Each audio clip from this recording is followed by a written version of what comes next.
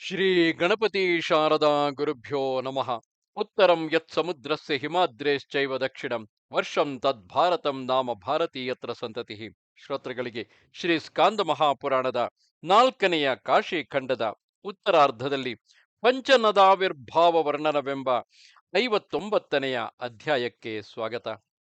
ಅಗಸ್ತ್ಯನು ಹೇಳುತ್ತಾನೆ, ಸರ್ವಜ್ಞನಾದ ಮಹಾದೇವನ ಹೃದಯಕ್ಕೆ ಆನಂದವನ್ನು ಉಂಟು ಮಾಡುವವನು, ಗೌರಿಯು ಮುದ್ದಿಡುವ ತಲೆಗೂದಲುಗಳುಳ್ಳವನು, ತಾರಕಾಸುರನನ್ನು ನಿಗ್ರಹಿಸಿದವನು, ಷಡಾನನನು, ಸಂಸಾರದಿಂದ ಕಡೆಹಾಯಿಸುವವನು, ಮಂಗಳವನ್ನು ಉಂಟು ಮಾಡುವವನು, ಅಷ್ಟಾದಶ ವಿದ್ಯೆಗಳ ನಿಧಿಯು, ಪರಮೇಶ್ವರನ ಪುತ್ರನು, ಕಾಮವನ್ನು ಸಂಪೂರ್ಣವಾಗಿ ಜಯಿಸಿದವನು, ಕುಮಾರಸ್ವಾಮಿಯು, ಮಹಾತ್ಮನು ಆದ ನನಗೆ ನಮಸ್ಕರಿಸುವೆನು. ಕಾಮವೈರಿ ಎನಿಸಿದ ಶಿವನು ಕಾಮದ ಫಲವಾಗಿಯೇ ಅರ್ಧನಾರೀಶ್ವರನಾದುದನ್ನು ಕಂಡು ಶಿಶುವಾದರೂ ಮನ್ಮಥನನ್ನು ಜಯಿಸಿದ ನಿನಗೆ ನಮಸ್ಕಾರವನ್ನು ಮಾಡುತ್ತಿರುವೆನು.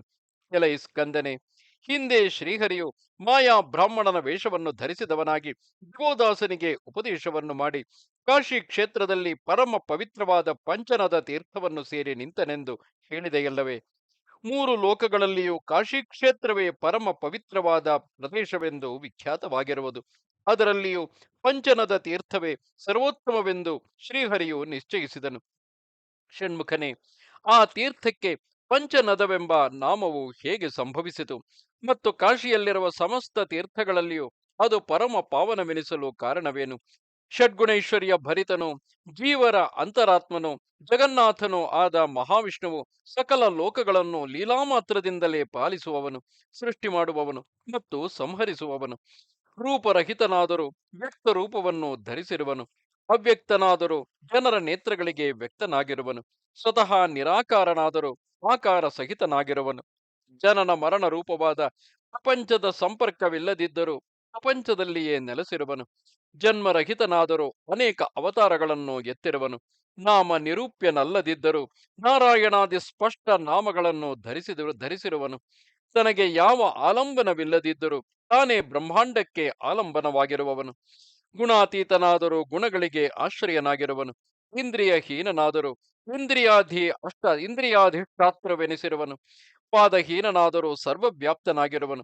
ಇಂತಹ ಸರ್ವವ್ಯಾಪಿಯಾದ ಪರಮಾತ್ಮನು ತನ್ನ ಸ್ವರೂಪವನ್ನು ಸಂಕೋಚಗೊಳಿಸಿಕೊಂಡು ಉತ್ತಮವಾದ ಪಂಚನದ ತೀರ್ಥದಲ್ಲಿ ತನ್ನ ಸಾರ್ವಾತ್ಮ್ಯವನ್ನು ತೋರುತ್ತಾ ನಿಂತಿರುವನು. ಓ ಷಣ್ಮುಖನೇ, ಈ ತೀರ್ಥದ ಚರಿತ್ರೆಯನ್ನು ಪರಮೇಶ್ವರನಿಂದ ನೀನು ಕೇಳಿರುವಂತೆಯೇ ಯಥಾವತ್ತಾಗಿ ನನಗೆ ನಿರೂಪಿಸುವವನಾಗು. ಸ್ಕಂದನು ಹೇಳುತ್ತಾನೆ, ಪ್ರಥಮದಲ್ಲಿ ಮಹೇಶ್ವರನಿಗೆ ನಮಸ್ಕಾರವನ್ನು ಮಾಡಿ ಸಕಲ ಪಾತಕ ಸಮೂಹಗಳನ್ನು ಶಮನ ಮಾಡುವುದು, ಸರ್ವ ಶ್ರೇಯಸ್ಸುಗಳನ್ನು ಕೈಗೂಡಿಸುವುದು ಆದ ಈ ಸತ್ಕಥೆಯನ್ನು ಹೇಳುವೆನು. ಕಾಶಿ ಕ್ಷೇತ್ರದಲ್ಲಿ ಪಂಚನದ ತೀರ್ಥವು ಹೇಗೆ ಪ್ರಸಿದ್ಧಿಯನ್ನು ಪಡೆಯಿತು ಎಂಬುದನ್ನು ತಿಳಿಸುವೆನು. ಆ ತೀರ್ಥದ ನಾಮವನ್ನು ಉಚ್ಚರಿಸುವುದರಿಂದಲೇ ಪಾಪರಾಶಿಯೆಲ್ಲವೂ ಸಹಸ್ರ ಛಿದ್ರಗಳಾಗಿ ಮಾಯವಾಗುವುದು.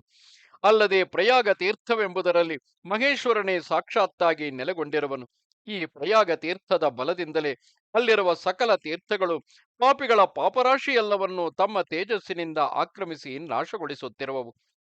ಮಾಘ ಮಾಸದಲ್ಲಿ ಸೂರ್ಯನು ಮಕರ ರಾಶಿಯನ್ನು ಪ್ರವೇಶಿಸಲು ಆ ತೀರ್ಥಗಳೆಲ್ಲವೂ ಪ್ರತಿ ವರ್ಷದಲ್ಲಿಯೂ ಈ ತೀರ್ಥರಾಜನನ್ನು ಸೇವಿಸುವುದರಿಂದಲೇ ತಮ್ಮ ಪಾಪಗಳನ್ನು ಕಳೆದುಕೊಂಡು ನಿರ್ಮಲಗಳಾಗುವವು.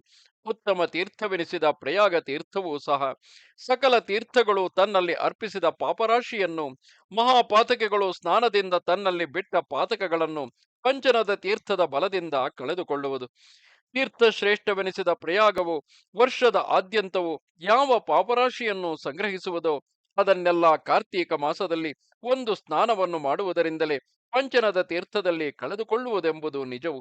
ಈ ಪಂಚನದ ತೀರ್ಥವು ಹೇಗೆ ಉದ್ಭವಿಸಿದುದು ಎಂಬ ಚರಿತ್ರೆಯನ್ನು ನಾನು ನಿನಗೆ ಹೇಳುವೆನು. ಮಹಾತ್ಮನು ಮಿತ್ರಾವರುಣರ ಕುಮಾರನು ಆದ ಎಲೈ ಅಗಸ್ತ್ಯನೇ, ಸಾವಧಾನದಿಂದ ಕೇಳು. ಪೂರ್ವಕಾಲದಲ್ಲಿ ಮಹಾ ತಪಸ್ಸಂಪನ್ನನಾದ ವೇದಶಿರನೆಂಬ ಮಹಾಮುನಿಯೊಬ್ಬನಿದ್ದನು. ಆತನು ಭೃಗುವಂಶದಲ್ಲಿ ಜನಿಸಿದವನಾಗಿ ಪಾರ್ಥಿವ ದೇಹವನ್ನು ಧರಿಸಿದ ದೇವತೆಯಂತೆ ತೋರುತ್ತಿದ್ದನು. ತಪಸ್ಸನ್ನು ಮಾಡುತ್ತಿದ್ದ ಆತನ ಸಮ್ಮುಖದಲ್ಲಿ ಒಮ್ಮೆ ಅಪ್ಸರ ಸ್ತ್ರೀಯರಲ್ಲಿ ಉತ್ತಮಳು, ರೂಪ ಲಾವಣ್ಯಗಳಿಂದ ಮನೋಹರಳು ಆದ ಶುಚಿ ಎಂಬುವಳು ಸುಳಿದಾಡುತ್ತಾ ಕಾಣಿಸಿಕೊಂಡಳು. ಆಕೆಯನ್ನು ನೋಡಿದ ಮಾತ್ರದಿಂದಲೇ ಆ ಮುನಿಯ ಅಂತರಂಗವು ಅಲ್ಲೋಲ ಕಲ್ಲೋಲಗೊಂಡಿತು. ಅದರ ಪರಿಣಾಮವಾಗಿ ಆತನ ವೀರ್ಯವು ಸ್ಖಲಿಸಿತು. ಅದನ್ನು ಕಂಡು ಆ ಅಪ್ಸರ ಸ್ತ್ರೀಯು ಬಹುವಾಗಿ ಭಯಗೊಂಡಳು. ಮತ್ತು ದೂರದಿಂದಲೇ ನಮಸ್ಕರಿಸಿ ಮೈಯು ನಡುಗುತ್ತಿರಲು ಆ ಮಹಾಮುನಿಯ ಶಾಪದಿಂದ ಭೀತಳಾಗಿ ಆತನನ್ನು ಕುರಿತು ಶುಚಿಯು ಹೇಳತೊಡಗಿದಳು.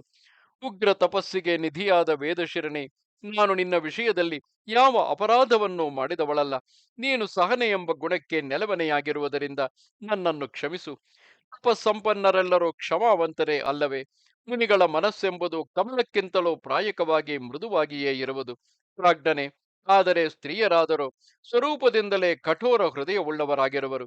ಇಂತೆಂದ ಅಪ್ಸರ ಸ್ತ್ರೀಯಾದ ಶುಚಿಯ ಮಾತುಗಳನ್ನು ಕೇಳಿ ಆತನು ತನ್ನಲ್ಲಿ ಮೊದಲು ಉದ್ಭವಿಸಿದ ಉಗ್ರವಾದ ಕೋಪವೆಂಬ ನದಿಯ ವೇಗವನ್ನು ವಿವೇಕವೆಂಬ ಆಣೆಕಟ್ಟಿನಿಂದ ತಡೆದು ನಿಲ್ಲಿಸಿದನು. ಬಳಿಕ ಆತನು ಸುಪ್ರಸನ್ನವಾದ ಅಂತಃಕರಣವುಳ್ಳವನಾಗಿ ಪ್ರತ್ಯುತ್ತರವನ್ನು ಹೇಳಿದನು. ಎಲೈ ಶುಚಿಯೇ, ನೀನು ನಿಜವಾಗಿಯೂ ಶುಚಿರ್ಭೂತಳೆ ಆಗಿರುವೆ. ಸುಂದರಿ, ಈ ವಿಷಯದಲ್ಲಿ ನನ್ನಲ್ಲಿಯೂ ಕಿಂಚಿತ್ತಾದರೂ ದೋಷವಿಲ್ಲ, ನಿನ್ನಲ್ಲಿಯೂ ಇಲ್ಲ. ಸ್ತ್ರೀಯರು ಸಾಧಾರಣವಾಗಿ ಬೆಂಕಿಯ ಸ್ವಭಾವದವರು. ಅವಳ ಸಮೀಪದಲ್ಲಿ ಪುರುಷನು ಬೆಣ್ಣೆಯಂತಾಗುವನು.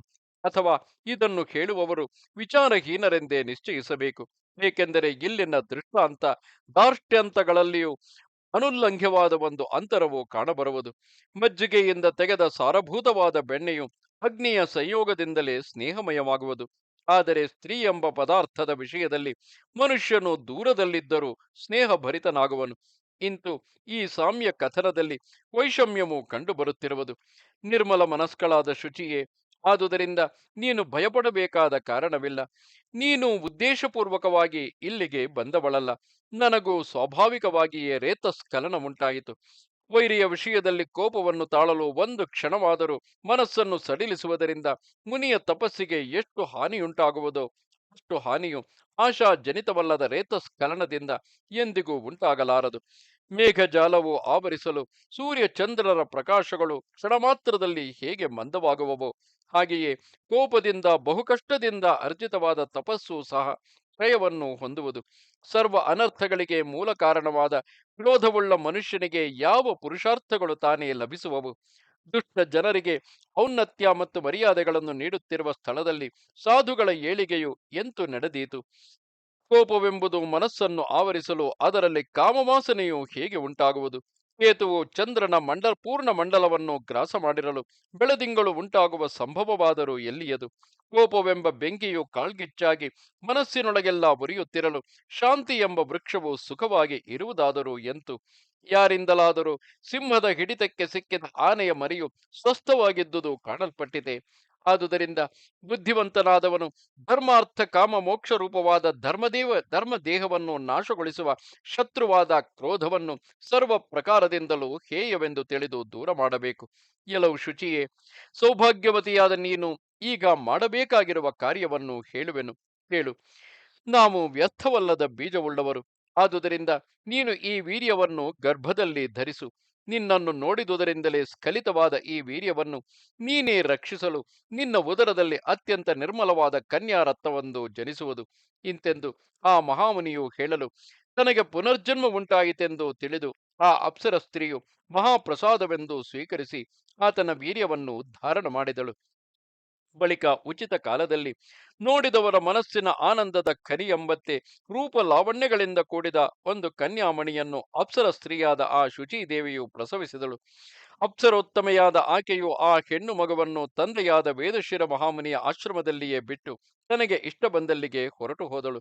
ಆ ವೇದಶಿರನು ವಾತ್ಸಲ್ಯವುಳ್ಳವನಾಗಿ ಜಿಂಕೆಯ ಕಣ್ಣುಗಳುಳ್ಳ ಆ ಸ್ತ್ರೀ ಶಿಶುವನ್ನು ತನ್ನ ಆಶ್ರಮದಲ್ಲಿ ಓಡಾಡುತ್ತಿದ್ದ ಒಂದು ಹೆಣ್ಣು ಜಿಂಕೆಯ ಹಾಲಿನಿಂದಲೇ ಪೋಷಿಸಿ ಬೆಳೆಸುತ್ತಿದ್ದನು. ಆ ಮುನಿಯೇ ಆ ಮಗುವಿಗೆ ದೂತಪಾಪೆ ಎಂಬ ಸಾರ್ಥಕವಾದ ಹೆಸರನ್ನು ಇಟ್ಟನು. ಆ ಹೆಸರಿನ ಉಚ್ಚಾರಣೆಯನ್ನು ಮಾಡುವುದರಿಂದಲೇ ಸಮಸ್ತ ಪಾತಕಗಳ ರಾಶಿಯು ಭಯದಿಂದ ನಡುಗುವುದು. ಮುನಿಯು ಸಕಲ ಸಾಮುದ್ರಿಕ ಶುಭಲಕ್ಷಣಗಳಿಂದ ಶೋಭಿಸುವವಳು, ಸರ್ವಾಂಗ ಸುಂದರಿಯೂ ಆದ ಆ ಕನ್ಯೆಯನ್ನು ಎಂದು ಒಂದು ಕ್ಷಣವಾದರೂ ತನ್ನ ತೊಡೆಯಿಂದ ಕೆಳಗೆ ಬಿಡುತ್ತಿರಲಿಲ್ಲ. ಕ್ಷೀರ ಸಮುದ್ರದಂತೆ ನಯನ ಮನೋಹರಳಾಗಿ ಶುಕ್ಲ ಪಕ್ಷದ ರಾತ್ರಿಗಳಲ್ಲಿ ಅಭಿವೃದ್ಧಿಯನ್ನು ಹೊಂದುತ್ತಿರುವ ಚಂದ್ರಮಂಡಲದಂತೆ ದಿನ ದಿನಕ್ಕೂ ಪ್ರವರ್ಧಮಾನಳಾಗುತ್ತಿರುವ ಆ ಕನ್ಯೆಯನ್ನು ಕಂಡು ವೇದಶಿರ ಮುನಿಯು ಹೆಚ್ಚು ಹೆಚ್ಚಾಗಿ ಆನಂದ ಪಡುತ್ತಿದ್ದನು. ಇಂತು ದಿನಗಳು ಕಳೆದು ಗರ್ಭಾಷ್ಟಮ ವರ್ಷದ ವಯಸ್ಸನ್ನು ತಾಳಿದ ಆ ಕನ್ಯಾರತ್ನವನ್ನು ಕಂಡು ಮುನಿವರಿಯನು ಈಕೆಯನ್ನು ಯಾರಿಗೆ ವಿವಾಹ ಮಾಡಿಕೊಡಬೇಕೆಂಬುದಾಗಿ ತನ್ನಲ್ಲಿಯೇ ಚಿಂತಿಸುತ್ತಾ ಒಂದು ದಿನ ಆ ಹುಡುಗಿಯನ್ನೇ ಕೇಳಿದನು. ವೇದಶಿರನು ಹೇಳುತ್ತಾನೆ, ಪುತ್ರಿ, ದೂತಪಾಪಿಯೇ, ನೀನು ಮಹಾಭಾಗ್ಯವಂತಳು, ಮಂಗಳ ಸ್ವರೂಪಳು. ನಿನ್ನನ್ನು ಯಾವ ವರನಿಗೆ ಕೊಡಲಿ? ಇದನ್ನು ನೀನೇ ವಿಚಾರಿಸಿ ಉಚಿತ ವರನನ್ನು ನನಗೆ ಹೇಳು. ಇಂತು ತನ್ನಲ್ಲಿ ಅತ್ಯಂತ ಸ್ನೇಹದಿಂದ ಕರಗಿದ ಮನಸ್ಸುಳ್ಳ ತಂದೆಯಾಡಿದ ಮಾತನ್ನು ಕೇಳಿ ಆ ಧೂತಪಾಪೆಯು ಭಕ್ತಿ ಲಜ್ಜೆಗಳಿಂದ ಬಾಗಿದ ಮುಖವುಳ್ಳವಳಾಗಿ ತಂದೆಗೆ ಹೇಳತೊಡಗಿದಳು. ಧೂತಪಾಪೆಯು ಹೇಳುತ್ತಾಳೆ, ತಂದೆಯೇ, ನನ್ನನ್ನು ಸರ್ವಾಂಗ ಸುಂದರನಾದ ವರನಿಗೆ ಕೊಡಬೇಕೆಂಬುದೇ ನಿನ್ನ ಅಭಿಲಾಷೆಯಾಗಿದ್ದರೆ ನಾನು ನಿನಗೆ ವಿವರಿಸುವ ವರನಿಗೆ ನನ್ನನ್ನು ದಾನ ಮಾಡು. ಪಿತನೆ, ಅವನು ನಿನಗೂ ಸರ್ವಥಾ ಸಮ್ಮತನೇ ಆಗಿರುವನು. ನನ್ನ ಮಾತನ್ನು ಸಾವಧಾನ ಚಿತ್ತದಿಂದ ಕೇಳು. ಯಾವನು ಸಕಲ ಪವಿತ್ರ ವಸ್ತುಗಳಿಗೂ ಪವಿತ್ರನೋ, ಯಾವನು ಸಕಲರಿಂದಲೂ ವಂದಿತನೋ, ಎಲ್ಲರೂ ಯಾವಾತನನ್ನು ಅಪೇಕ್ಷಿಸುವರೋ, ಯಾವನಿಂದ ಸಕಲ ಸುಖಗಳು ಉಂಟಾಗುವವೋ, ಯಾವನು ಎಂದಿಗೂ ನಾಶವನ್ನು ಹೊಂದಲಾರನೋ, ಯಾವನು ಶಶ್ವದೇಕ ಪ್ರಕಾರನಾಗಿರುವನೋ, ಯಾವನು ನಮ್ಮನ್ನು ಇಹಲೋಕದಲ್ಲಿಯೂ ಪರಲೋಕಗಳಲ್ಲಿಯೂ ಸಂರಕ್ಷಿಸುವನೋ, ಯಾವನಿಂದ ನಿಜವಾಗಿಯೂ ಮಹಾ ಸಂಕಟಗಳು ಕಳೆಯುವವೋ, ಯಾವನ ಸೇವೆಯಿಂದ ನಮ್ಮ ಸಕಲ ಮನೋರಥಗಳು ಪರಿಪೂರ್ಣಗಳಾಗುವವೋ, ಯಾವನ ಸನ್ನಿಧಿ ಮಾತ್ರದಿಂದಲೇ ದಿನ ದಿನಕ್ಕೂ ಸಮಸ್ತ ಸೌಭಾಗ್ಯಗಳು ವೃದ್ಧಿಯನ್ನು ಹೊಂದುವವೋ, ಯಾವನ ಸೇವೆಯನ್ನು ನಿರಂತರವಾಗಿ ಮಾಡುವ ಜನರಿಗೆ ಎಂದು ಭಯವುಂಟಾಗುವುದಿಲ್ಲವೋ, ಯಾವನ ನಾಮವನ್ನು ಸ್ಮರಿಸುವುದರಿಂದಲೇ ನಮ್ಮನ್ನು ಯಾರೂ ಬಾಧಿಸುವುದಿಲ್ಲವೋ, ಯಾವನ ಆಧಾರದ ಮೇಲೆಯೇ 14 ಲೋಕಗಳು ಪ್ರತಿಷ್ಠಿತಗಳಾಗಿರುವವೋ, ಅಂತಹ ಸಕಲ ಸದ್ಗುಣಗಳು ಯಾವ ವರನಲ್ಲಿ ನೆಲೆಸಿರುವವೋ, ಯಾವನು ಇಂತಹ ಲೀಲಾ ವಿನೋದವುಳ್ಳವನಾಗಿರುವನೋ, ಅಂತಹ ವರನಿಗೆ ನನ್ನನ್ನು ದಾನ ಮಾಡಲು ನನಗೂ ನಿನಗೂ ಇಹದಲ್ಲಿಯೂ ಪರದಲ್ಲಿಯೂ ಸೌಖ್ಯ ಉಂಟಾಗುವುದರಲ್ಲಿ ಸಂದೇಹವಿಲ್ಲ. ಈ ಮಾತುಗಳನ್ನು ಕೇಳಿ ತಂದೆಯಾದ ವೇದಶಿರನು ಬಹುವಾಗಿ ಆನಂದಪಟ್ಟು, ನಾನೇ ಧನ್ಯನಾದವನು. ನಮ್ಮ ವಂಶದಲ್ಲಿ ಜನಿಸಿದ ಈ ಕನ್ಯಾರತ್ನದಿಂದ ನನ್ನ ಪೂರ್ವ ಪಿತೃಗಳೆಲ್ಲರೂ ಧನ್ಯರಾದರು ಎಂಬುದಾಗಿ ತನ್ನಲ್ಲಿಯೇ ಹೇಳಿಕೊಂಡನು. ಈ ವಿಧವಾದ ಉತ್ತಮ ಬುದ್ಧಿಯುಳ್ಳ ಆ ಕನ್ಯೆಯು ನಿಜವಾಗಿಯೂ ಪಾಪರಹಿತಳೇ ಆಗಿರುವಳು. ಈಕೆಯು ನಿರೂಪಿಸಿದ ಗುಣರಾಶಿಗಳಿಂದಲೂ ಗೌರವದಿಂದಲೂ ಕೂಡಿದ ವರನು ಯಾವನು ತಾನೇ ಈ ಭೂಲೋಕದಲ್ಲಿ ಲಭಿಸುವನು? ಅಲ್ಲದೆ ಅಂತಹ ಉತ್ತಮ ವರನಿದ್ದರೂ ನಮ್ಮ ವಿಶೇಷ ಭಾಗ್ಯೋದಯದಿಂದಲ್ಲದೆ ಹೇಗೆ ಸಿಕ್ಕುವನು? ಇಂತೆಂದು ಆ ಮುನಿಶ್ರೇಷ್ಠನು ತನ್ನಲ್ಲಿಯೇ ಕಳವಳಗೊಳ್ಳುತ್ತಾ ನಿಮಿಷ ಮಾತ್ರದಲ್ಲಿಯೇ ಸಮಾಧಾನವನ್ನು ತಂದುಕೊಂಡನು. ಬಳಿಕ ಇಂತಹ ಸದ್ಗುಣಗಳಿಂದ ಭೂಷಿತನಾದ ವರನು ಯಾವನಿರಬಹುದೆಂದು ಜ್ಞಾನ ದೃಷ್ಟಿಯಿಂದಲೇ ನೋಡಿದವನಾಗಿ ಧನ್ಯತವಳಾದ ತನ್ನ ಕನ್ಯೆಯನ್ನು ಕುರಿತು, ಶುಭಾಭಿಲಾಷೆಯುಳ್ಳ ಮಗಳೇ, ಕೇಳು ಎಂದು ಹೇಳಲು ಪ್ರಾರಂಭಿಸುತ್ತಾನೆ. ತಂದೆಯು ಹೇಳುತ್ತಾನೆ, ಜ್ಞಾನ ಸಂಪನ್ನಳೆ, ವರನಿಗೆ ಇರಬೇಕಾದ ಯಾವ ಯಾವ ಸದ್ಗುಣಗಳನ್ನು ನೀನು ನಿರೂಪಿಸಿದೆಯೋ ಅವುಗಳಿಗೆಲ್ಲ ಆಧಾರಭೂತನಾದ ವರನೊಬ್ಬನು ಇರುವನೆಂಬುದು ನಿಶ್ಚಯವೇ. ಆದರೆ ಆತನು ಸುಲಭವಾಗಿ ದೊರೆಯತಕ್ಕವನಲ್ಲ. ಸರ್ವಕಾಲದಲ್ಲಿಯೂ ಸೌಂದರ್ಯ ರೂಪವುಳ್ಳ ಆತನನ್ನು ಉತ್ತಮ ತೀರ್ಥಗಳೆಂಬ ಅಂಗಡಿ ಬೀದಿಯಲ್ಲಿ ತಪಸ್ಸೆಂಬ ಹಣವನ್ನು ಕೊಟ್ಟು ಕೊಂಡುಕೊಳ್ಳಬೇಕಾಗಿರುವುದು. ಪುತ್ರಿಯೇ, ಆತನನ್ನು ಬಹಳವಾದ ಹಣದಿಂದ ಒಪ್ಪಿಸುವಂತಿಲ್ಲ. ಆತನು ಯಾವ ಸತ್ಕುಲ ಪ್ರಸೂತೆಯಾದ ಕನ್ಯೆಗೂ ಅಷ್ಟರಿಂದಲೇ ಒಲಿಯುವವನಲ್ಲ. ವೇದಶಾಸ್ತ್ರಗಳ ಅಭ್ಯಾಸದಿಂದಾಗಲಿ ಐಶ್ವರ್ಯ ಬಲದಿಂದಾಗಲಿ ಆತನು ಸಿಕ್ಕಲಾರನು. ಸುಂದರ ರೂಪದಿಂದಾಗಲಿ ಅಂಗಸೌಷ್ಠವದಿಂದಾಗಲಿ ಬುದ್ಧಿ ಚಾತುರ್ಯದಿಂದಾಗಲಿ ಪರಾಕ್ರಮದಿಂದಾಗಲಿ ಆತನು ಒಲಿಯುವುದಿಲ್ಲ. ಆದರೆ ಇಂದ್ರಿಯ ಜಯಪೂರ್ವಕವಾದ ಶುದ್ಧ ಮನಸ್ಸೊಂದೇ ಆತನನ್ನು ಪಡೆಯಲು ಸಾಧ್ಯವಾಗಿರುವುದು. ಸರ್ವಜ್ಞನಾದ ಆತನೇ ನಿನಗೆ ಸದೃಶನಾದ ಪತಿಯು. ಇಂದ್ರಿಯ ನಿಗ್ರಹ, ದಾನ, ದಯಗಳೊಡಗೂಡಿದ ಮಹಾ ತಪಸ್ಸಿನ ಫಲವಾಗಿಯೇ ಆತನು ದೊರಕುವನೇ ಹೊರತು ಬೇರೆ ಯಾವುದರಿಂದಲೂ ಲಭ್ಯವಲ್ಲ. ಈ ಮಾತುಗಳನ್ನು ಕೇಳಿ ಆ ಕನ್ಯೆಯು ತಂದೆಗೆ ಪೊಡಮಟ್ಟು ತಪಸ್ಸನ್ನು ಮಾಡಲು ದೃಢನಿಶ್ಚಯವನ್ನು ಮಾಡಿದವಳಾಗಿ ಅಪ್ಪಣೆಯನ್ನು ಕೊಡಬೇಕೆಂದು ಪ್ರಾರ್ಥಿಸಿದಳು. ಸ್ಕಂದನು ಹೇಳುತ್ತಾನೆ, ತಂದೆಯಾದ ವೇದಶಿರನಿಂದ ಅನುಜ್ಞೆಯನ್ನು ಬಹಳ ಕಷ್ಟದಿಂದ ಪಡೆದು ಆಕೆಯು ಪರಮ ಪವಿತ್ರವಾದ ಅವಿಮುಕ್ತ ಕ್ಷೇತ್ರವನ್ನು ಸೇರಿ ಆ ಜನ್ಮ ತಪಸ್ವಿಗಳಿಗೂ ಅಸಾಧ್ಯವೆನಿಸಿದ ಘೋರ ತಪಸ್ಸನ್ನು ಮಾಡಲು ಉಪಕ್ರಮಿಸಿದಳು. ಅತ್ಯಂತ ಮೃದುವಾದ ಆ ಎಳೆ ಗುವರಿಯ ಶರೀರವೆಲ್ಲಿ? ಕಠಿಣ ಶರೀರವುಳ್ಳವರಿಗೂ ದುಶ್ಚರವೆನಿಸಿದ ಉಗ್ರ ತಪಸ್ಸೆಲ್ಲಿ? ಆಹಾ, ಆಕೆಯ ಸದ್ಬುದ್ಧಿಯ ದಾರ್ಢ್ಯವನ್ನು ಹೇಗೆ ವಿವರಿಸೋಣ? ಜಂఝಮಾರುತಗಳಿಂದ ಕೂಡಿದ ಮಹಾವೃಷ್ಟಿಗಳು ಒಂದೇ ಸಮನೆ ಸುರಿಯುತ್ತಿರಲು ಕುಳಿತುಕೊಳ್ಳುವಷ್ಟರ ಮಟ್ಟಿನ ಅವಕಾಶವುಳ್ಳ ಕಗ್ಗಲ್ಲ ಮೇಲೆಯೇ ಆಕೆಯು ಅನೇಕ ರಾತ್ರಿಗಳನ್ನು ಕಳೆದಳು. ಮೇಘಗಳ ಭಯಂಕರ ಗರ್ಜನೆಗಳನ್ನು ಕೇಳಿದರು, ಮಿಂಚಿನ ಬಳ್ಳಿಗಳ ಚಮತ್ಕಾರಗಳನ್ನು ಕಂಡರು, ಮಳೆಯ ಹನಿಗಳಿಂದ ತೊಯ್ದ ದೇಹವುಳ್ಳವಳಾದರೂ ಆ ಕನ್ಯೆಯು ಸ್ವಲ್ಪವಾದರೂ ಸ್ಥಳದಿಂದ ಕದಲಲಿಲ್ಲ. ಆ ತಪೋವನವನ್ನು ಆವರಿಸಿದ ಕಗ್ಗತ್ತಲೆಯಲ್ಲಿ ಕ್ಷಣ ಕ್ಷಣಕ್ಕೂ ಹೊಳೆದು ಮಾಯವಾಗುತ್ತಿರುವ ಮಿಂಚಿನ ಬಳ್ಳಿಯು ಆಕೆಯ ತಪಸ್ಸಿನ ಅಭಿವೃದ್ಧಿಯನ್ನೇ ಪರಿಶೀಲಿಸಲು ಬಂದು ಹೋಗುತ್ತಿರುವಂತೆ ತೋರುತ್ತಿದ್ದುದು. ಗ್ರೀಷ್ಮ ಋತುವೆ ವ್ಯಾಜಾಂತರದಿಂದ ಕುಮಾರಿಯ ರೂಪವನ್ನು ಧರಿಸಿ ಬಂದಿದೆ ಎಂಬಂತೆ ಕಾಣುತ್ತಿದ್ದ ಆಕೆಯು ಬೇಸಿಗೆಯಲ್ಲಿ ಆ ತಪೋವನ ಮಧ್ಯದಲ್ಲಿ ಪಂಚಾಗ್ನಿಗಳ ಮಧ್ಯದಲ್ಲಿ ತಪಸ್ಸನ್ನು ಮಾಡುತ್ತಿದ್ದಳು. ತೀವ್ರವಾದ ಬಾಯಾರಿಕೆಯುಂಟಾದರೂ ಆ ಬಾಲಿಕೆಯು ಸ್ವಲ್ಪವಾದರೂ ಜಲಪಾನವನ್ನು ಮಾಡಲಿಲ್ಲ. ಪಂಚಾಗ್ನಿಗಳಿಂದ ತಪ್ತವಾದ ದೇಹವುಳ್ಳವಳಾಗಿದ್ದರೂ ಕುಶಾಗ್ರಕ್ಕೆ ಅಂಟಿಕೊಂಡು ಬರುವಷ್ಟು ನೀರಿನ ಹನಿಯನ್ನಾದರೂ ಸೇವಿಸಲಿಲ್ಲ. ಆಕೆಯು ಮೈ ನವಿರನ್ನೇ ಕುಪ್ಪಸವನ್ನಾಗಿ ಮಾಡಿಕೊಂಡಳು. ಅಡಿಗಡಿಗೂ ಸ್ಫುರಿಸುತ್ತಿರುವ ಚರ್ಮವುಳ್ಳವಳಾಗಿ ತಪಸ್ಸಿನಿಂದ ಕೃಶವಾದ ಶರೀರವುಳ್ಳ ಆ ಬಾಲೆಯು ಹೇಮಂತ ಋತುವಿನ ರಾತ್ರಿಗಳನ್ನೆಲ್ಲ ಕಳೆದಳು. ಶಿಶಿರ ಋತುವಿನ ರಾತ್ರಿಗಳಲ್ಲಿ ಆಕೆಯು ಕಂಠದವರೆಗೂ ಸರೋವರದ ಜಲದಲ್ಲಿ ನಿಂತು ತಪಸ್ಸನ್ನು ಆಚರಿಸುತ್ತಿರಲು ಅಲ್ಲಿದ್ದ ಸಾರಸ ಪಕ್ಷಿಗಳೆಲ್ಲವೂ ಆಕೆಯ ಮುಖವನ್ನು ಕಂಡು ಹೊಸದಾಗಿ ಅರಳಿದ ಕಮಲವೆಂದೇ ಭ್ರಮಿಸಿದವು. ಮನೋನಿಗ್ರಹ ಪರರಾದವರಿಗೂ ಕಮನಸ್ಸಿನಲ್ಲಿ ಕಾಮವಿಕಾರವನ್ನು ಉಂಟು ಮಾಡುವ ವಸಂತ ಕಾಲವು ಪ್ರಾಪ್ತವಾಗಲು ಮಾವಿನ ಚಿಗುರುಗಳು ಆಕೆಯ ತುಟಿಗಳಿಂದ ರಕ್ತವರ್ಣವನ್ನು ಅಪಹರಿಸಿದವು. ಇಂತು ವಸಂತ ಸಮಯ ಉಂಟಾಗಲು ಆಕೆಯು ಕೋಗಿಲೆಗಳ ಮಧುರ ಧ್ವನಿಯಿಂದ ಚಂಚಲಿತವಾದ ಮನಸ್ಸನ್ನು ಸಹ ತಪಶ್ಚರಣೆಯಲ್ಲಿಯೇ ಏಕಾಗ್ರವನ್ನಾಗಿ ಮಾಡಿಕೊಂಡು ತಪೋವನದಲ್ಲಿ ವಾಸ ಮಾಡುತ್ತಿದ್ದಳು. ಶರತ್ಕಾಲದಲ್ಲಿ ಆ ಬಾಲೆಯು ತನ್ನ ತುಟಿಗಳ ಕೆಂಪನ್ನು ಬಂಧೂಕ ವೃಕ್ಷಕ್ಕೂ ವಯ್ಯಾರದ ನಡೆಯನ್ನು ಕಲಹಂಸಗಳಿಗೂ ವಿಭಾಗ ಮಾಡಿಕೊಟ್ಟಂತೆ ಕಾಣುತ್ತಾ ತಾನು ಮಾತ್ರ ತಪಸ್ಸಿನಲ್ಲಿಯೇ ನಿರತಳಾಗಿದ್ದಳು. ಭೋಗಿಗಳ ಅಂದರೆ ಸೌಖ್ಯಗಳ ಹೆಡೆಗಳ ಸಂಪರ್ಕವನ್ನು ದೂರ ಮಾಡಿದ್ದರು. ಆ ತಪಸ್ವಿನಿಯಾದ ಧೂತ ಪಾಪೆಯು ಹಸಿವಿನ ಬಾಧೆಯನ್ನು ತಡೆಗಟ್ಟುವುದಕ್ಕಾಗಿ ಭೋಗಿಗಳ ಅಂದರೆ ಕಾಮುಕರ ಅಥವಾ ಹಾವುಗಳ ವೃತ್ತಿಯನ್ನೇ ಆಶ್ರಯಿಸಿ ಕೇವಲ ವಾಯುಭಕ್ಷಣವನ್ನೇ ಮಾಡುತ್ತಿದ್ದಳು. ಶಾಣದಿಂದ ಅಂದರೆ ನಾರುಡೆಯಿಂದ ಅಥವಾ ಸಾಣೆಗಲ್ಲಿನಿಂದ ಉಜ್ಜಲ್ಪಟ್ಟು ಆಕೆಯ ದೇಹವು ಕೃಶವಾಗಿದ್ದರೂ ಹತ್ತದಂತೆ ಅಮೂಲ್ಯವಾದುದಾಯಿತು.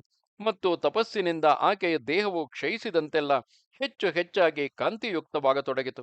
ಇಂತು ಉಗ್ರ ತಪಸ್ಸಿನಲ್ಲಿಯೇ ನಿರತಳಾಗಿರುವ ಆಕೆಯನ್ನು ಕಂಡು ಬ್ರಹ್ಮದೇವನು ಆಕೆಯ ಪರಿಶುದ್ಧ ಮನಸ್ಸಿಗೆ ಸಂತೋಷಗೊಂಡು ಪ್ರತ್ಯಕ್ಷನಾಗಿ, ಪ್ರಾಜ್ಞಳೆ, ನಿನಗೆ ಪ್ರಸನ್ನನಾಗಿರುವೆನು, ಬೇಕಾದ ವರವನ್ನು ಕೇಳಿಕೋ ಎಂಬುದಾಗಿ ಹೇಳಿದನು.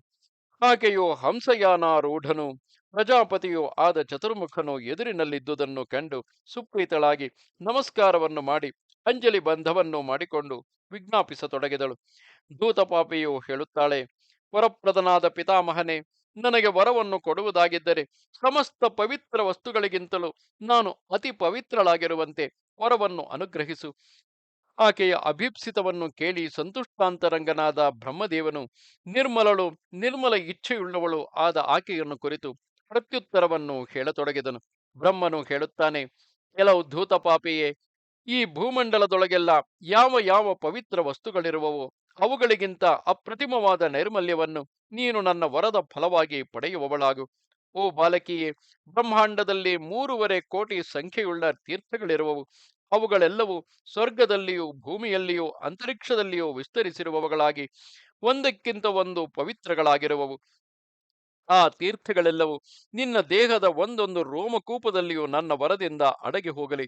ಇಂತು ಆ ತೀರ್ಥಗಳೆಲ್ಲವನ್ನು ಒಳಗೊಂಡು ಸಕಲ ಪವಿತ್ರ ವಸ್ತುಗಳಲ್ಲಿಯೂ ಪಾವನೆಯಾಗು ಇಂತೆಂದು ವರವನ್ನಿತ್ತು ಬ್ರಹ್ಮದೇವನು ಅಂತರ್ಧಾನವನ್ನು ಹೊಂದಿದನು.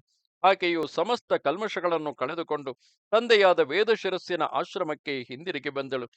ಒಂದಾನೊಂದು ದಿನ ಪರ್ಣಶಾಲೆಯ ಅಂಗಳದಲ್ಲಿ ಆಡುತ್ತಿದ್ದ ಆಕೆಯನ್ನು ಕಂಡು ಧರ್ಮರಾಜನು ಆಕೆಯ ತಪಸ್ಸಿನಿಂದ ಸೆಳೆಯಲ್ಪಟ್ಟವನಾಗಿ ಆ ಕನ್ಯೆಯನ್ನು ಇಂತು ಪ್ರಾರ್ಥಿಸಿದನು. ಧರ್ಮನು ಹೇಳುತ್ತಾನೆ, ಭಾರವಾದ ಶ್ರೋಣಿ ಭಾಗವು, ಆಯತ ನೇತ್ರಗಳು, ಬಡವಾದ ನಡುವು, ಪ್ರಸನ್ನವಾದ ಮುಖವು ಉಳ್ಳ ಕನ್ಯಾರತ್ನವೇ, ನಿನ್ನ ಸರ್ವಾಂಗ ಸೌಂದರ್ಯದಿಂದ ನಾನು ವಿಕ್ರೀತನಾಗಿರುವೆನು. ನನಗೆ ಏಕಾಂತವನ್ನು ಕೊಡುವವಳಾಗು. ಚಾರುನೇತ್ರಳೆ, ನಿನ್ನ ಕಾರಣವಾಗಿ ಮನ್ಮಥನು ನನ್ನನ್ನು ಬಹುವಾಗಿ ಬಾಧಿಸುತ್ತಿರುವನು.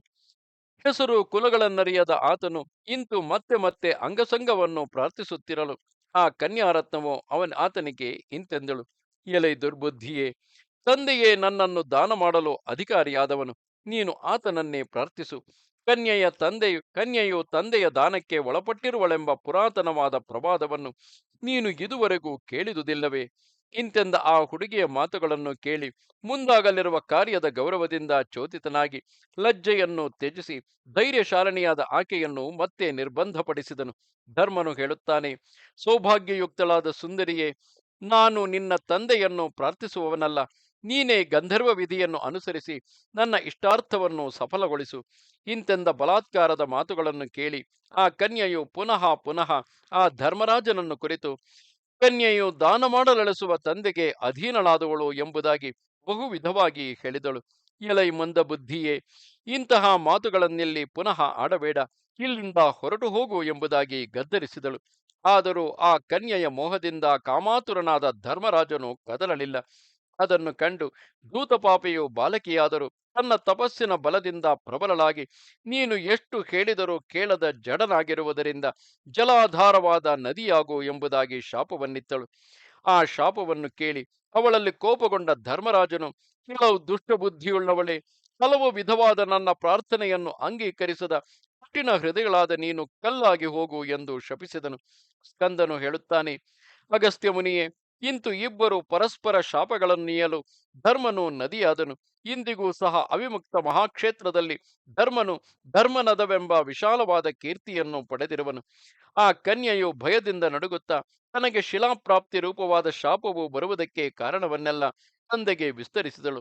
ಆ ಮುನಿಯು ಕ್ಷಣಕಾಲ ಧ್ಯಾನಾಸಕ್ತನಾಗಿದ್ದು ದಿವ್ಯ ಜ್ಞಾನದಿಂದ ಬಂದವನು ಧರ್ಮರಾಜನು ಎಂಬುದನ್ನರಿತು ಮಗಳನ್ನು ಕುರಿತು ಹೇಳತೊಡಗಿದನು. ಪುತ್ರಿಯೇ, ನೀನು ಹೆದರಬೇಡ. ನಿನಗೆ ಎಲ್ಲವೂ ಉತ್ತರೋತ್ತರದಲ್ಲಿ ಶುಭ ಉಂಟಾಗುವಂತೆ ಮಾಡುವೆನು. ಆತನ ಶಾಪವು ಎಂದಿಗೂ ವ್ಯರ್ಥವಾಗತಕ್ಕುದಲ್ಲ. ಆದುದರಿಂದಲೇ ನೀನು ಚಂದ್ರಕಾಂತ ಶಿಲೆಯಾಗಿರು. ಸಾಧ್ವಿಯಾದ ಮಗಳೇ, ಚಂದ್ರೋದಯ ಉಂಟಾಗಲು ನೀನು ಕರಗಿ ನೀರಾದ ದೇಹವುಳ್ಳವಳಾಗಿ ಧೂತ್ಪಾಪೆ ಎಂಬ ಹೆಸರಿನಿಂದಲೇ ನದಿಯಾಗಿ ಪ್ರಸಿದ್ಧಿಯನ್ನು ಪಡೆಯುವೆ. ಕನ್ಯಾರತ್ನವೇ, ಆ ಧರ್ಮನದನೆ ನಿನಗೆ ಪತಿಯಾಗಿ ಮಂಗಳವನ್ನು ಉಂಟು ಮಾಡುವನು. ಆ ಧರ್ಮರಾಜನೇ ನೀನು ಹಿಂದೆ ಹೇಳಿದ ಸಕಲ ಸದ್ಗುಣಗಳಿಂದಲೂ ಕೂಡಿದ ಉತ್ತಮ ವರನಾಗಿರುವನು. ಬುದ್ಧಿಯುಕ್ತಳೆ, ಮತ್ತೊಂದು ವಿಷಯವನ್ನು ಕೇಳು. ನನ್ನ ತಪಸ್ಸಿನ ಬಲದಿಂದ ನಿನಗೆ 2 ರೂಪಗಳುಂಟಾಗುವವು. ಪಾಂಚಭೌತಿಕವಾದ ಈ ದೇಹವೇ ಒಂದು, ಎರಡನೆಯದೇ ನದಿಯ ಸ್ವರೂಪವು. ಶತ್ರು ಸಂಹಾರಕನಾದ ಅಗಸ್ತ್ಯನೇ, ಇಂತೆಂದು ಆ ತಂದೆಯು ಮಗಳಾದ ಧೂತಪಾಪೆಯನ್ನು ಸಂತೈಸಿ ಮಹಾಪ್ರಾಜ್ಞನಾದುದರಿಂದ ಚಂದ್ರಕಾಂತ ಶಿಲೆಯ ರೂಪವನ್ನು ತಳೆದಿದ್ದ ಆಕೆಯನ್ನು ಅನುಗ್ರಹಿಸಿದನು. ಮುನಿವರಿಯನೇ, ಆ ದಿನ ಮೊದಲಾಗಿ ಕಾಶಿ ಕ್ಷೇತ್ರದಲ್ಲಿ ಧರ್ಮನದವೆಂಬ ಸರೋವರವು ವಿಖ್ಯಾತವಾಗಿರುವುದು. ಅದರಲ್ಲಿ ಸಕಲ ಮಹಾಪಾತಕಗಳನ್ನು ಹದಗೆಡಿಸುವ ಧರ್ಮವೇ ನೀರಿನ ರೂಪದಿಂದ ನೆಲೆಸಿರುವುದು. ಧೂತಪಾಪೆ ಎಂಬ ನದಿಯು ಸಕಲ ತೀರ್ಥಗಳ ಸಾರವನ್ನು ಪಡೆದು ಮಂಗಳಪ್ರದೆಯಾಗಿ ಪ್ರವಾಹದ ಭರದಿಂದ ದಡದಲ್ಲಿರುವ ವೃಕ್ಷಗಳನ್ನು ಕೊಚ್ಚಿಕೊಂಡು ಹೋಗುವಂತೆ ಸ್ನಾನ ಮಾಡಿದವರ ಸಕಲ ಪಾಪಕೋಟಿಗಳನ್ನು ಅಪಹರಿಸುವುದು. ಪೂರ್ವದಲ್ಲಿ ಅಲ್ಲಿ ಗಂಗಾ ನದಿಯು ಪ್ರವಹಿಸುತ್ತಿರಲಿಲ್ಲ. ಆ ಕಾಲದಲ್ಲಿ ಧೂತ್ಪಾಪೆಯಿಂದ ಕೂಡಿದ ಆ ಧರ್ಮನದ ತೀರ್ಥದಲ್ಲಿ ಸೂರ್ಯದೇವನು ಬಹಳ ಕಾಲ ತಪಸ್ಸನ್ನು ಮಾಡಿದನು. ಕಿರಣ ರಾಶಿಗಳುಳ್ಳ ಆ ಭಗವಂತನು ಗಭಸ್ಥೀಶ್ವರನ ಸನ್ನಿಧಿಯಲ್ಲಿ ಸರ್ವಮಂಗಳೆಯಾದ ಗೌರಿ ದೇವಿಯನ್ನೇ ಧ್ಯಾನಿಸುತ್ತಾ ಉಗ್ರವಾದ ತಪಸ್ಸನ್ನು ಆಚರಿಸಿದನು.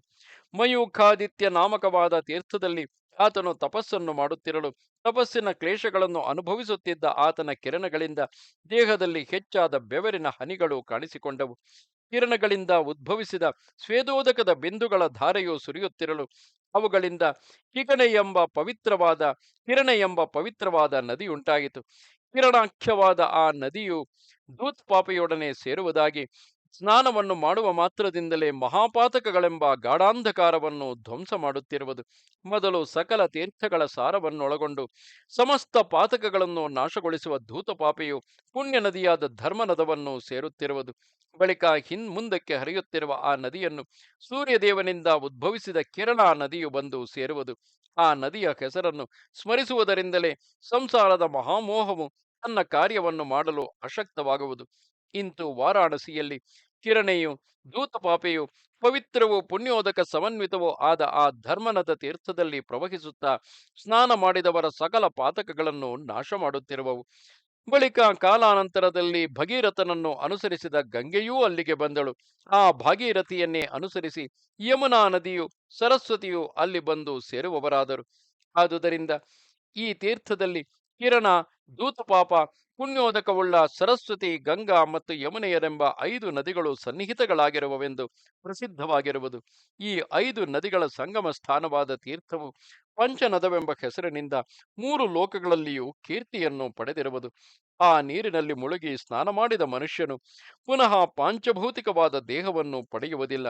ಪಾಪರಾಶಿಗಳನ್ನು ನಿರ್ಮೂಲವಾಗಿ ಕೆಡಿಸುವ ಈ 5 ನದಿಗಳ ಸಂಗಮದಲ್ಲಿ ಯಾವನು ಸ್ನಾನವನ್ನು ಮಾಡುವನೋ ಅಷ್ಟರ ಮಾತ್ರದಿಂದಲೇ ಅವನು ಬ್ರಹ್ಮಾಂಡವನ್ನು ಭೇದಿಸಿಕೊಂಡು ಮೋಕ್ಷವನ್ನು ಪಡೆಯುವನು. ಈ ಕಾಶಿ ಕ್ಷೇತ್ರದಲ್ಲಿ ಅಡಿಗಡಿಗೂ ಅಸಂಖ್ಯಾಕಗಳಾದ ತೀರ್ಥಗಳಿರುವವು. ಆದರೆ ಅವುಗಳಲ್ಲಿ ಯಾವುವು ಈ ಪಂಚನದ ತೀರ್ಥದ ಕೋಟ್ಯಂಶಕ್ಕೂ ಸಮಾನಗಳಾಗಿರುವುದಿಲ್ಲ. ಪ್ರಯಾಗ ಕ್ಷೇತ್ರದಲ್ಲಿ ಮಾಘ ಮಾಸದಲ್ಲೆಲ್ಲ ವಿಧಿ ಪ್ರಕಾರವಾಗಿ ಸ್ನಾನವನ್ನು ಮಾಡಲು ಯಾವ ಫಲವು ಲಭಿಸುವುದೋ ಅದನ್ನೇ ಕಾಶಿಯಲ್ಲಿರುವ ಪಂಚನದ ತೀರ್ಥದ ಒಂದೇ ದಿವಸದ ಸೇವನೆಯಿಂದ ಪಡೆಯಬಹುದೆಂಬುದು ನಿಶ್ಚಯವು. ಪಂಚನದ ತೀರ್ಥದಲ್ಲಿ ಸ್ನಾನವನ್ನು ಮಾಡಿಕೊಂಡು ಪಿತೃದೇವತೆಗಳಿಗೆ ತರ್ಪಣಗಳನ್ನು ಅರ್ಪಿಸಿ ಬಿಂದು ಮಾಧವ ಸ್ವಾಮಿಯ ಪೂಜೆಯನ್ನು ಮಾಡಿದ ಮನುಷ್ಯನು ಪುನಃ ಜನ್ಮಕ್ಕೆ ಭಾಗಿಯಾಗುವುದಿಲ್ಲ. ಪವಿತ್ರತಮವಾದ ಪಂಚನದ ತೀರ್ಥದಲ್ಲಿ ಪಿತೃಗಳಿಗೆ ತರ್ಪಣಗಳನ್ನು ಅರ್ಪಿಸುವ ಜಲದಲ್ಲಿ ಎಷ್ಟು ಎಳ್ಳಿನ ಕಾಳುಗಳಿರುವವೋ ಅಷ್ಟು ವರ್ಷಗಳವರೆಗೆ ಅವರಿಗೆ ತಮ್ಮ ಲೋಕದಲ್ಲಿ ಸಂತೋಷ ಉಂಟಾಗುವುದು. ಯಾರು ಶ್ರದ್ಧಾನ್ವಿತರಾಗಿ ಪವಿತ್ರವಾದ ಪಂಚನದ ತೀರ್ಥದಲ್ಲಿ ಪಿತೃಶ್ರಾದ್ದಗಳನ್ನು ನೆರವೇರಿಸುವರೋ ಅವರ ಪಿತಾಮಹರು ತಮ್ಮ ಪಾಪಗಳ ಫಲವಾಗಿ ಯಾವ ಯೋನಿಗಳಲ್ಲಿ ಜನ್ಮಗಳನ್ನು ಪಡೆದಿದ್ದರೂ ಮುಕ್ತರಾಗುವರು. ಶ್ರಾದ್ದಗಳನ್ನು ಮಾಡುವ ವಿಚಾರದಲ್ಲಿ ಪಂಚನದ ತೀರ್ಥದ ಮಹಾಮಹಿಮೆಯನ್ನು ಕಂಡು ಯಮಲೋಕದಲ್ಲಿರುವ ಪಿತೃಗಣಗಳು ಹೀಗೆಂದು ತಮ್ಮಲ್ಲಿಯೇ ಗಾಥೆಗಳನ್ನು ಹೇಳಿಕೊಳ್ಳುತ್ತಿರುವರು. ನಮ್ಮ ವಂಶದಲ್ಲಿಯೂ ಯಾವನಾದರೂ ಒಬ್ಬ ಮಹಾತ್ಮನು ಹುಟ್ಟಿ ಕಾಶಿ ಕ್ಷೇತ್ರದ ಪಂಚನದ ತೀರ್ಥದಲ್ಲಿ ಶ್ರಾದ್ದವನ್ನು ಮಾಡಬಹುದು. ಅದರಿಂದ ನಾವು ಮೋಕ್ಷವನ್ನು ಪಡೆಯುವೆವು. ಈ ರೀತಿಯಾದ ಪ್ರವಾದವು ಪ್ರತಿದಿನದಲ್ಲಿಯೂ ಯಮಧರ್ಮರಾಜನ ಸನ್ನಿಧಿಯಲ್ಲಿ ಕಾಶಿಯ ಪಂಚನದ ತೀರ್ಥದ ವಿಷಯವಾಗಿ ಪಿತೃಗಳಿಂದ ಗಾನ ಮಾಡಲ್ಪಡುತ್ತಿರುವುದು. ಆ ಪಂಚನದ ತೀರ್ಥದಲ್ಲಿ ಎಷ್ಟೇ ಅಲ್ಪವಾದ ಧನವನ್ನು ದಾನ ಮಾಡಿದರೂ ಅದರ ಪುಣ್ಯವು ಕಲ್ಪಾಂತ್ಯವು ಸಂಭವಿಸುವ ಕಾಲ ಒದಗಿದರೂ ನಾಶವನ್ನು ಹೊಂದುವುದಿಲ್ಲ. ಹುಟ್ಟು ಬಂಜೆಯಾದವಳು ಸಹ 1 ವರ್ಷದವರೆಗೂ ಈ ಪಂಚನದ ತೀರ್ಥದಲ್ಲಿ ಸ್ನಾನವನ್ನು ಮಾಡಿ ನಿತ್ಯವೂ ಮಂಗಳಗೌರಿಯನ್ನು ಪೂಜಿಸಲು ಸತ್ಪುತ್ರನನ್ನು ಪಡೆಯುವಳು ಎಂಬುದರಲ್ಲಿ ಸಂದೇಹವಿಲ್ಲ. ಪಂಚನದ ತೀರ್ಥದ ಪುಣ್ಯೋದಕವನ್ನು ಬಟ್ಟೆಯಲ್ಲಿ ಶೋಧಿಸಿ ಅದರಿಂದ ತನ್ನ ಇಷ್ಟದೇವತೆಗೆ ಅಭಿಷೇಕವನ್ನು ಮಾಡಿದ ಮಾನವನು ಮಹಾಫಲಗಳನ್ನು ಸುಲಭವಾಗಿಯೇ ಪಡೆಯುವನು. 108 ಪಂಚಾಮೃತ ಕಲಶಗಳಿಗೆ ಈ ಪಂಚನದ ತೀರ್ಥದ ಒಂದು ಬಿಂದುವು ಸಮಾನವೆನಿಸುವುದು. ಅಥವಾ ತೀರ್ಥೋದಕದ ಬಿಂದುವೆ ಹೆಚ್ಚಿನ ಮಹಿಮೆಯುಳ್ಳದ್ದೆಂದರೂ ಒಪ್ಪುವುದು. ಭೂಮಿಯಲ್ಲಿ ಪಂಚಗವ್ಯವನ್ನು ಪ್ರಾಶನ ಮಾಡಲು ಯಾವ ದೇಹಶುದ್ಧಿಯುಂಟಾಗುವುದೆಂದು ಶಾಸ್ತ್ರೋಕ್ತವಾಗಿರುವುದೋ ಆ ಶುದ್ಧಿಯೇ ಪಂಚನದ ತೀರ್ಥದ ಜಲದ ಒಂದು ಬಿಂದುವನ್ನು ಮಾತ್ರ ಶ್ರದ್ಧೆಯಿಂದ ಸೇವಿಸಿದವನಿಗೆ ಲಭಿಸುವುದು. ರಾಜಸೂಯ ಮತ್ತು ಅಶ್ವಮೇಧಗಳೆಂಬ ಯಜ್ಞಗಳನ್ನು ಸಾಂಗವಾಗಿ ನೆರವೇರಿಸಿ ಅವಭೃತ ಸ್ನಾನವನ್ನು ಮಾಡಿದುದರಿಂದ ಯಾವ ಫಲವು ಲಭಿಸುವುದೋ ಆ ಫಲವೇ ಶತಗುಣಿತವಾಗಿ ಪಂಚನದ ತೀರ್ಥದಲ್ಲಿ ಒಂದೇ ಸ್ನಾನವನ್ನು ಮಾಡುವುದರಿಂದ ಲಭಿಸುವುದು. ರಾಜಸೂಯಾಶ್ವಮೇಧಗಳು ಸಹ ಬ್ರಹ್ಮನ ಕಾಲ ಪರಿಮಿತಿಯಲ್ಲಿ 2 ಗಳಿಗೆಗಳವರೆಗೆ ಮಾತ್ರ ಸ್ವರ್ಗ ಭೋಗಗಳನ್ನು ಅನುಭವಿಸಲು ಸಾಧನಗಳಾಗಿರುವವು. ಆದರೆ ಪಂಚನದ ತೀರ್ಥದಲ್ಲಿ ಮಾಡಿದ ಸ್ನಾನವು ಶಾಶ್ವತವಾದ ಮೋಕ್ಷ ಪದವಿಯನ್ನೇ ಕೈಗೂಡಿಸಿಕೊಡುವುದು. ಸಜ್ಜನರಿಗೆ ಅಪಾರವಾದ ಸೌಖ್ಯವನ್ನುಂಟು ಮಾಡುವ ಪಂಚನದ ಸ್ನಾನದಷ್ಟು ಸ್ವರ್ಗ ರಾಜ್ಯದ ಪಟ್ಟಾಭಿಷೇಕವೂ ಸಹ ಸಭಿಮತವಲ್ಲ. ವಾರಾಣಸಿ ಕ್ಷೇತ್ರವನ್ನು ಹೊಂದಿದವರ ಭೃತ್ಯನಾಗಿಯಾದರೂ ಪಂಚನದ ತೀರ್ಥದಲ್ಲಿ ಅವರೊಡನೆ ಸ್ನಾನವನ್ನು ಮಾಡುವುದು ಶ್ರೇಷ್ಠವೇ ಹೊರತು ಇತರ ಸ್ಥಳಗಳಲ್ಲಿ ಕೋಟಿ ಸಾಮಂತರಾಜರು ಭೃತ್ಯರಾಗಿರುವ ಚಕ್ರವರ್ತಿ ಪದವಿಯು ತುಚ್ಛವೆಂದೇ ಹೇಳಬೇಕು. ಕಾರ್ತೀಕ ಮಾಸವು ಪ್ರಾಪ್ತವಾಗಲು ಸಮಸ್ತ ಪಾಪ ಪರಿಹಾರಕವಾದ ಪಂಚನದ ತೀರ್ಥದಲ್ಲಿ ಯಾರು ಸ್ನಾನ ಮಾಡಿರುವುದಿಲ್ಲವೋ ಅವರೇ ಇಂದಿನವರೆಗೂ ಗರ್ಭವಾಸವನ್ನು ಮರಳಿ ಮರಳಿ ಅನುಭವಿಸುತ್ತಿರುವರು. ಮುಂದೆಯೂ ಗರ್ಭವಾಸಿಗಳಾಗಿಯೇ ಇರುವರು. ಈ ತೀರ್ಥೋತ್ತಮವು ಕೃತಯುಗದಲ್ಲಿ ಧರ್ಮನದವೆಂದು, ತ್ರೇತಾಯುಗದಲ್ಲಿ ಧೂತ್ಪಾಪವೆಂದು, ದ್ವಾಪರದಲ್ಲಿ ಬಿಂದು ತೀರ್ಥವೆಂದು, ಕಲಿಯುಗದಲ್ಲಿ ಪಂಚನದವೆಂದು ವಿವಿಧ ಹೆಸರುಗಳನ್ನು ಪಡೆದಿರುವುದು. ಕೃತಯುಗದಲ್ಲಿ 100 ವರ್ಷಗಳ ತಪಸ್ಸನ್ನು ಮಾಡುವುದರಿಂದ ಯಾವ ಫಲವು ಲಭಿಸುವುದೋ ಅದನ್ನೇ ಕಾರ್ತೀಕ ಮಾಸದಲ್ಲಿ ಪಂಚನದ ತೀರ್ಥದ ಒಂದು ಸ್ನಾನದಿಂದಲೇ ಪಡೆಯಬಹುದು. ಇತರ ತೀರ್ಥಗಳಲ್ಲಿ ಯಾವ ಜೀವವು ಇಷ್ಟಾಪೂರ್ತಾದಿ ಅನೇಕ ಧರ್ಮ ಕಾರ್ಯಗಳನ್ನು ಮಾಡುವುದರಿಂದ ಯಾವ ಫಲವುಂಟೋ ಅದೇ ಕಾರ್ತೀಕ ಮಾಸದಲ್ಲಿ ಧರ್ಮನದ ತೀರ್ಥದ ಸ್ನಾನದಿಂದ ಲಭಿಸುವುದು. ಈ ಧೂತ ಪಾಪಕ್ಕೆ ಸಮಾನವಾದ ತೀರ್ಥವು ಭೂಮಂಡಲದಲ್ಲಿ ಎಲ್ಲಿಯೂ ದೊರಕುವುದಿಲ್ಲ. ಇದರಲ್ಲಿ ಮಾಡಿದ ಒಂದು ಸ್ನಾನದಿಂದಲೇ 3 ಜನ್ಮಗಳಲ್ಲಿ ಶೇಖರಿಸಿದ ಪಾತಕಗಳು ನಾಶವಾಗುವವು. ಬಿಂದು ತೀರ್ಥದಲ್ಲಿ 1 ಗುಲಗಂಜಿಯ ಪ್ರಮಾಣದ ಚಿನ್ನವನ್ನಾದರೂ ಯಾವನು ದಾನ ಮಾಡುವನೋ ಅವನು ಎಂದಿಗೂ ದರಿದ್ರನಾಗುವುದಿಲ್ಲ. ಅವನಿಗೆ ಚಿನ್ನವು ಇಲ್ಲದಂತಾಗುವುದಿಲ್ಲ. ಈ ಬಿಂದು ತೀರ್ಥದಲ್ಲಿ ಗೋವು, ಭೂಮಿ, ತಿಲ, ಸ್ವರ್ಣ, ಅಶ್ವ, ವಸ್ತ್ರ, ಅನ್ನ, ಪುಷ್ಪ, ಭೂಷಣಗಳೇ ಮುಂತಾದ ಯಾವ ಪದಾರ್ಥಗಳನ್ನು ದಾನ ಮಾಡಿದರೂ ಅಕ್ಷಯ ಫಲದಾಯಕವಾಗುವುದು. ಪುಣ್ಯಕ್ಷೇತ್ರವಾದ ಧರ್ಮನದದಲ್ಲಿ ವಿದ್ಯುಕ್ತ ರೀತಿಯಿಂದ ಅಗ್ನಿಯನ್ನು ಆಧಾನ ಮಾಡಿ ಅದರಲ್ಲಿ ಒಂದೇ ಆಹುತಿಯನ್ನು ಕೊಟ್ಟರೂ ಸಹ 1,000,000 ಹೋಮಗಳನ್ನು ಮಾಡಿದ ಫಲವು ಲಭಿಸುವುದು. ಧರ್ಮಾದಿ ಚತುರ್ವಿಧ ಪುರುಷಾರ್ಥಗಳೆಂಬ ಶುಭ ಫಲಗಳನ್ನು ಕೊಡುವ ಏಕ ಸಾಧನವಾದ ಪಂಚನದ ತೀರ್ಥದ ಅಪಾರವಾದ ಮಹಿಮೆಯನ್ನು ವರ್ಣಿಸಲು ಯಾವನೂ ಶಕ್ತನಲ್ಲ. ಈ ಆಖ್ಯಾನವನ್ನು ಕೇಳಿದರೂ, ಭಕ್ತಿಯುಕ್ತನಾಗಿ ಇತರರಿಗೆ ಶ್ರವಣ ಮಾಡಿಸಿದರು, ಮಾನವನು ಸಕಲ ಪಾತಕಗಳಿಂದಲೂ ಪರಿಶುದ್ಧವಾದ ಅಂತಃಕರಣವುಳ್ಳವನಾಗಿ ವಿಷ್ಣು ಲೋಕದಲ್ಲಿ ಉತ್ತಮ ಸ್ಥಾನವನ್ನು ಪಡೆಯುವನು. ಇಲ್ಲಿಗೆ 81,000 ಶ್ಲೋಕಗಳ ಸಂಹಿತೆಯೆಂದು ಪ್ರಸಿದ್ಧವಾದ ಶ್ರೀ ಸ್ಕಾಂದ ಮಹಾಪುರಾಣದ 4ನೆಯ ಕಾಶಿ ಖಂಡದ ಉತ್ತರಾರ್ಧದಲ್ಲಿ ಪಂಚನದಾವಿರ್ಭಾವ ವರ್ಣನವೆಂಬ 59ನೆಯ ಅಧ್ಯಾಯವು ಮುಗಿದುದು. ನಮಸ್ತೆ ಶಾರದೆ ದೇವಿ ಕಾಶ್ಮೀರ ಪುರವಾಸಿನಿ ತ್ವಾಮಹಂ ಪ್ರಾರ್ಥೆಯೇ ನಿತ್ಯಂ ವಿದ್ಯಾದಾನಂಚ ದೇಹಿಮೆ. ನಮಸ್ಕಾರ.